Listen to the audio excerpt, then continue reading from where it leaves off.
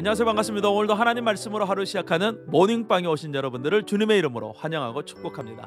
날마다 우리가 하나님의 말씀을 묵상하는 이유 중에 하나는 하나님을 더 많이 더 깊이 알아가기 원하기 때문이에요.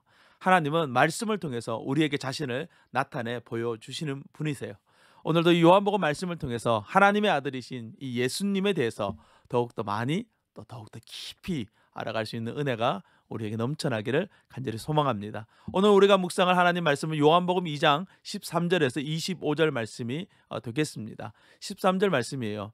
유대인의 유월절에 가까운지라 예수께서 예루살렘으로 올라가셨더니, 예수님께서는 이 갈릴리 지역에서 예루살렘으로 올라가십니다. 갈릴리 지역은 북쪽이고 예루살렘은 남쪽이지만 이 예루살렘의 고도가 높기 때문에 성경은 올라가셨다라는 표현을 사용하고 있어요. 예수님께서 올라가신 이유는 유월절이 되었기 때문이에요. 이스라엘 남자들은 유월절이 되면 성전을 찾곤 했습니다. 특별히 이 신앙이 깊은 사람들은 자신의 생계를 내려놓고 성전으로 모였어요. 예수님은 바로 그곳에서 자신이 누구인지 그리고 왜 이 땅에 오셨는지를 오늘 본문에서 말씀해 주고 계십니다. 예수님께서 성전에 도착하셔서 처음 보시게 된 광경이 14절에 나와요. 성전 안에서 소와 양과 비둘기 파는 사람들과 돈 바꾸는 사람들이 앉아 있는 것을 보셨다라고 말씀하고 있어요. 이 사람들의 편의를 위한다, 또 거룩한 제물로 제사를 드린다는 이유 등으로 위장한 이 장사꾼들이 성전 안까지 들어와서 판을 치고 있었어요.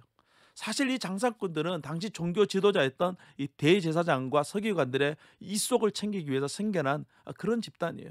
하나님의 성전을 깨끗하게 하고 거룩하게 지켜야 될 이 지도자들이 오히려 하나님의 성전을 이용해서 자신들이 입속을 챙기고 성전을 더럽히고 있는 것을 오늘 본문에서 보게 됩니다.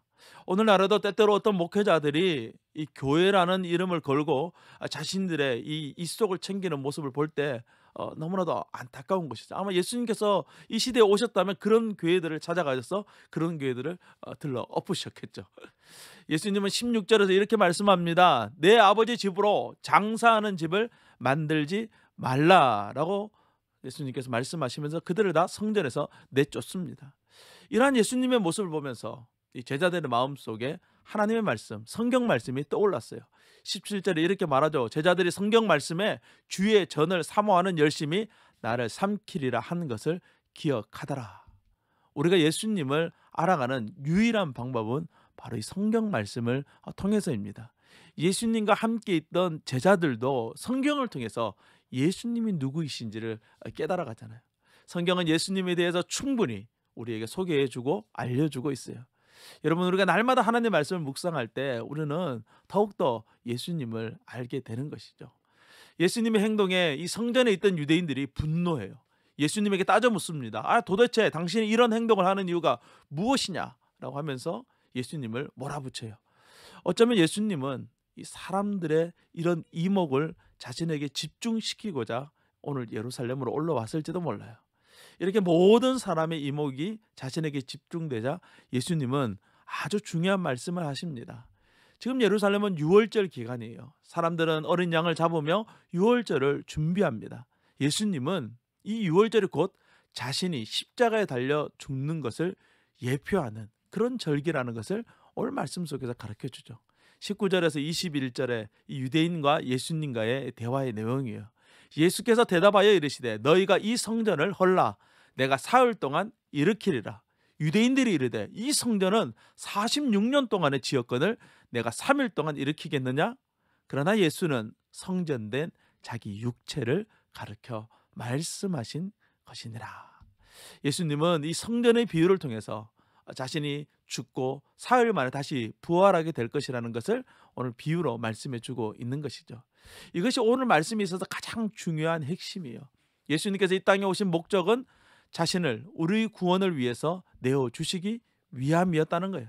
사람들은 지금 예수님을 알지 못해서 예수님에게 따져 묻지만 언젠가는 예수님 말씀을 이해하고 그분을 믿는 믿음으로 말미암아 구원을 받고 영생을 누리게 될 것입니다.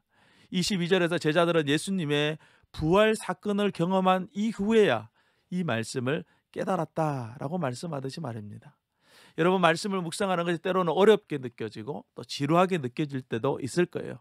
마치 우리가 잘 모르는 외국어를 배우는 것이 힘든 것처럼 성경의 언어는 비록 한글로 적혀져 있어도 우리에게 익숙하지 않은 것들이거든요.